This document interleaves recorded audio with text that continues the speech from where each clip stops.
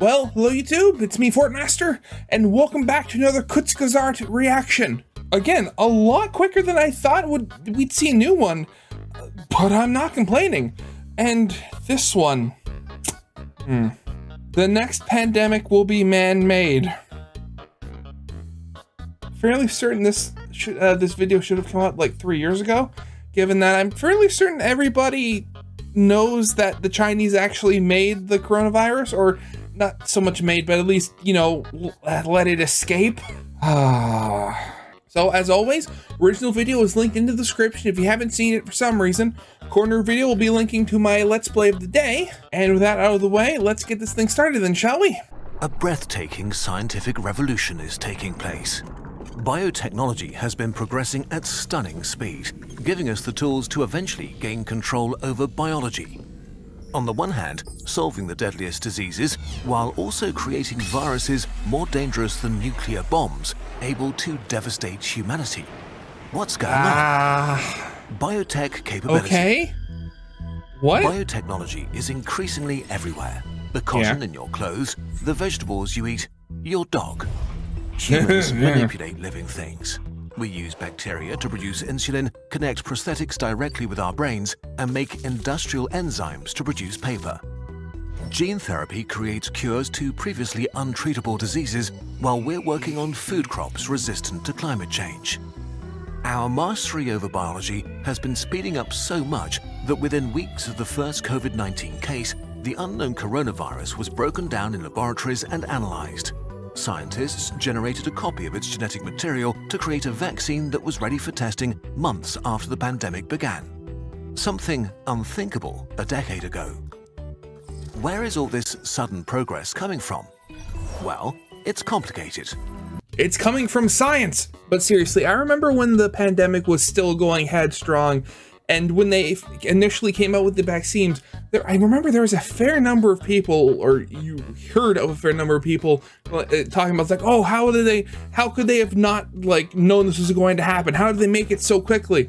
And I mean, yeah, and as he said, and you have to realize technology has advanced since the last, you know, major, like, global pandemic.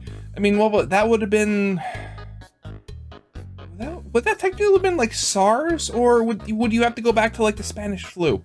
Well, either way, I mean, that's still, you know, a good chunk, at the very least 20 years, and at the most 100.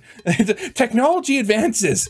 Some people just can't get their minds wrapped around that. Like, what was it? I remember watching, you know how you see like the clips of like interviews and stuff on YouTube Shorts. I remember seeing a clip of somebody interviewing Neil deGrasse Tyson, and he said that you should actually kind of feel good that there are people that exist at this point, because that means that our technology has gotten to the point where some people can't even like imagine how it works, so they think it's more in line with like magic or something. Like this was like in line for anybody for like like the moon land, like the people who believe the moon landings are fake, or you know, anything like that. He said, like, if your achievements as a civilization are getting to the point where people are starting to have a hard time believing that you actually got to them, I mean, that's an achievement all of its own. But in a nutshell, really expensive things got cheap, and knowledge of how to do impressive things spread freely. Yeah, exactly. The Human Genome Project, starting in 1990, was the first major attempt to read human DNA in its entirety. 13 years and $3 billion later, it was complete. By then, the cost of decoding a human genome had fallen to about $100 million. Okay. Today, it's 100,000 times cheaper, costing only about $1,000. Jeez, that's deflation. No, not deflation. Devaluation? I think that's the right word. Devaluation. That's devaluation if I've ever seen one. Or just more effective processes. I'm gonna stop myself right there. How is that possible?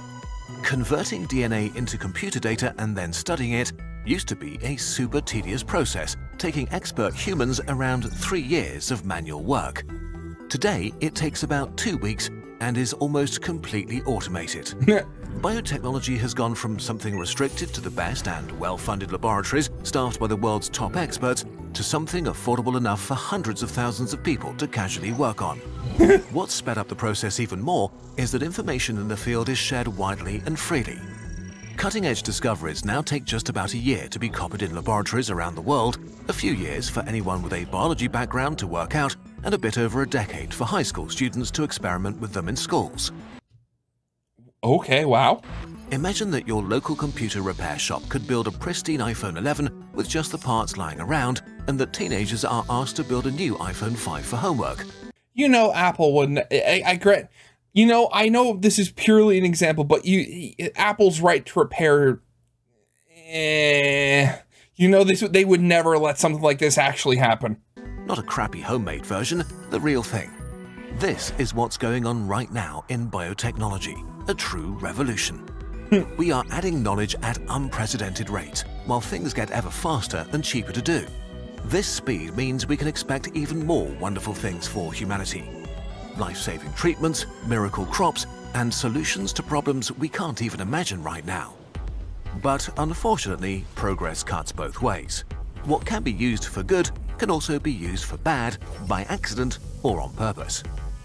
Yep. What if you could build a nuclear bomb in I mean, how does the saying go? The road to hell is paved with good intentions? your backyard? For all the good biotech will do for us, in the near future it also could easily kill many millions of people, in the worst case, hundreds of millions. Worse than any nuclear bomb. The world just witnessed how fast the novel coronavirus spread. We still don't know for sure if it came from nature or was the result of an accidental leak from a lab working with coronaviruses. That's still subject to scientific debate. In the end, at least 7 million people died. And this was still a relatively mild virus that didn't cause serious disease in most of those infected. But that might change in the future. Wherever the last pandemic came from, the next one might very well be our own fault. In a sense, many things going on in biotechnology could lead to this. Most of all, how easy it is to work with dangerous viruses. Thousands of scientists can simply order the genetic data of infectious virus samples online to experiment with them. Assembling these into an artificial virus in 2023 costs about as much as a new car, including all the lab equipment. At the same time, other scientists are trying to find viruses that hide in nature, like in wild bats or monkeys. There are probably plenty of potentially deadly pandemics out there. Virus hunters take samples back to the lab to learn whether the newly discovered viruses are likely to spread in humans and catalog the danger. When a biologist discovers a new virus, they usually publish its genetic data to the public. Journals are eager to share descriptions of potentially dangerous viruses. Other labs go further and make viruses more dangerous. Oh god, now I'm getting scared now. Why? Why does this have to happen? They combine and mutate different viruses to understand which mutations make them more likely to spread between humans or make them deadlier than their original forms. And again, these results are shared freely, all while synthetic DNA and equipment to rebuild these viruses are sold online to anyone without any or very little tracking. As the tools of biotechnology get ever cheaper and easy to use, and the data on dangerous viruses keeps multiplying, it's only a matter of time before a well-meaning scientist shares blueprints for the equivalent nuclear bomb of viruses, a superbug that will cause millions of deaths, and someone uses it. Maybe because they have bad intentions, maybe because they're irresponsible or sloppy. We're creating an environment in which it's increasingly easy for anyone to create a weaponized virus in their backyard. This is scary. The world would be plunged into an unending crisis as new pandemics pop up year after year or all at once, killing large parts of the world's population, doing unimaginable damage to civilization as a whole, and possibly undoing centuries of progress. What can we do? Turns out, a lot. It's not the first time we've faced a challenge like this, and we are not helpless. Think of nuclear technology. Something extremely powerful and dangerous with huge upsides and downsides. Nuclear energy was born from weapon programs, so its creators were always aware of the potential for their knowledge to be abused. From the very beginning, it was clear that knowledge in this field and access to the technology needed to be handled with utmost care. So a lot of effort has gone into making sure no radioactive material disappears from sight or that countries don't try to hide weapons development behind energy programs. The result hasn't been perfect, but considering the 411 nuclear power stations running today, we've been very successful. Likewise, no researcher would think to share data on how to turn common laboratory equipment into bomb-making machines on the internet. There's no reason we couldn't handle the really dangerous aspects of biotechnology in a similar way. Experts have come up with 3 sort of bullet points. What are they? We need to delay the next deadly pandemic by getting a grip on how we treat dangerous viruses. Their genetic data should be treated as an info hazard, information that poses a danger to society if it's shared without care. Yeah. In other words, not just anyone should be able to order dangerous DNA online. And if you do, you should be tracked, so it becomes much harder for the wrong people to access the really spicy stuff. Yeah, that makes sense to me. The next step is detecting the danger by becoming aware which viruses are present among us and are spreading explosively between humans. This could be as easy as having labs in population centers maintain virus detectors that monitor what's going on in the micro world. If we suddenly see certain microorganisms show up a lot in a short time, we can react quickly and start countermeasures. Which is the final step: destroy. We basically need to build a machine that's ready to destroy any pandemic threat before it has a chance to take over.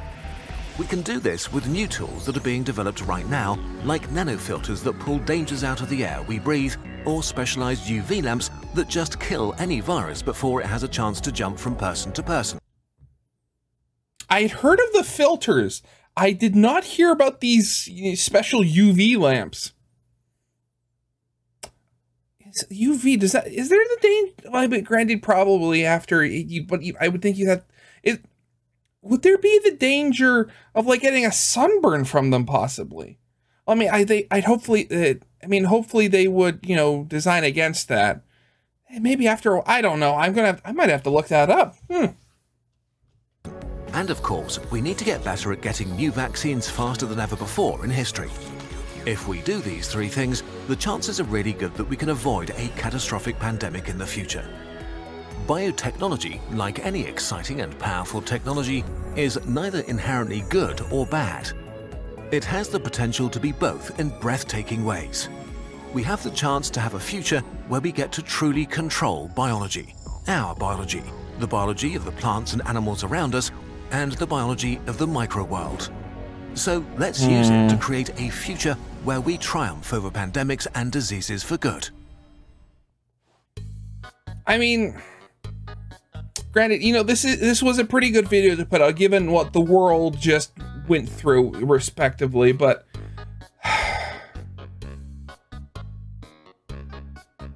it's absolutely nuts. Like, I was gonna say something about the nuclear, he said like 470 power plants around the world. I was gonna say, oh, we probably need more than that. But that's just my personal opinion. But, jeez. I know they've made more than enough, videos talking about how the immune system works, how it can be, hijacked, and how it doesn't work when it does. And even with that, I can still just say it is fascinating that something so small can kill us. At the same time, he was talking about a viral infection, at least what it looked like. I remember, in talking about viral infections, that made me remember something. I mean, I'm pretty sure we've all heard of antibiotic resistant bacteria and stuff like that. Stuff like this, the biotechnology.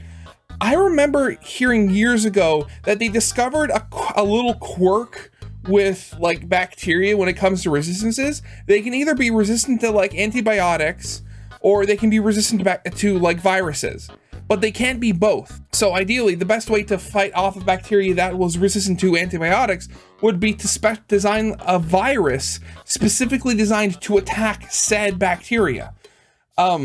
But then the whole danger comes into that, you'd have to be very careful because viruses are inherently unstable and they could mutate. And then you could have something that starts doing something really randomly different apart from just attacking the bacteria. Oh. All things aside, I just hope we don't have to have the viral equivalent of Chernobyl before we put stuff like that in place, all those safety measures they were talking about. But yeah, original video is linked in the description if you haven't seen it for some reason. Corner video will be linking to my Let's Play of the day. And with that out of the way, I hope you guys liked. If you did, leave a like, subscribe if you have not, and I'll see you guys next time. Goodbye.